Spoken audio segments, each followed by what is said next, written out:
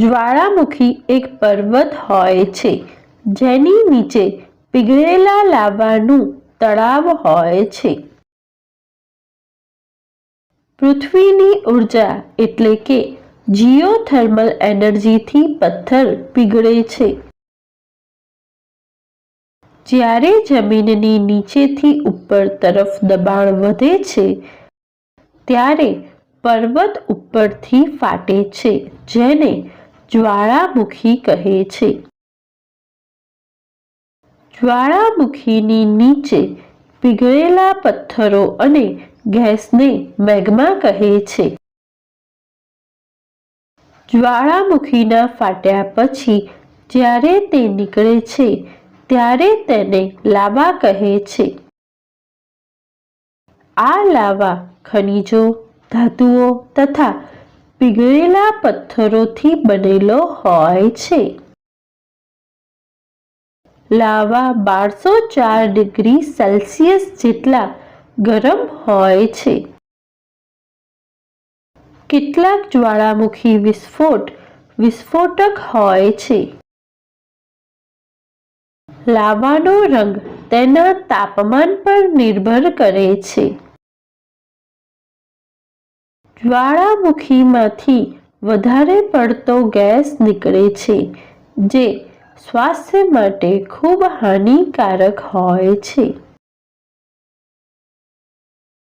કેટલાક દેશમાં જ્વાળામુખીઓની પૂજા થાય છે.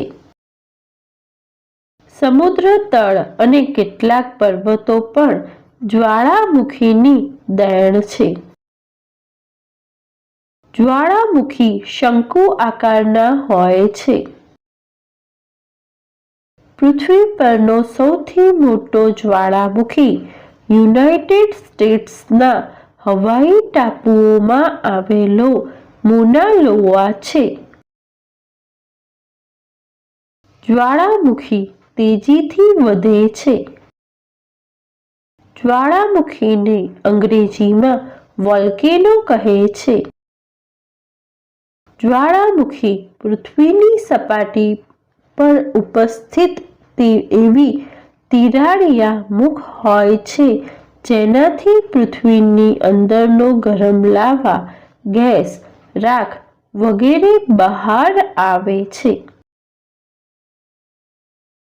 લાવામાં સિલિકાનું પ્રમાણ વધારે હોવાથી જ્વાળામુખીમાં વિસ્ફોટ થાય છે. જ્વાળામુખી પર્વત પર લગભગ વચ્ચે એક છિદ્ર હોય છે જેને જ્વાળામુખી છિદ્ર કહે છે.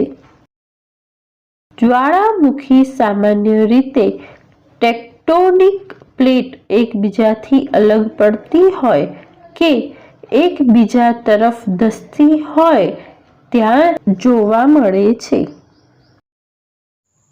Thanks for watching. Do like, share and subscribe to my channel.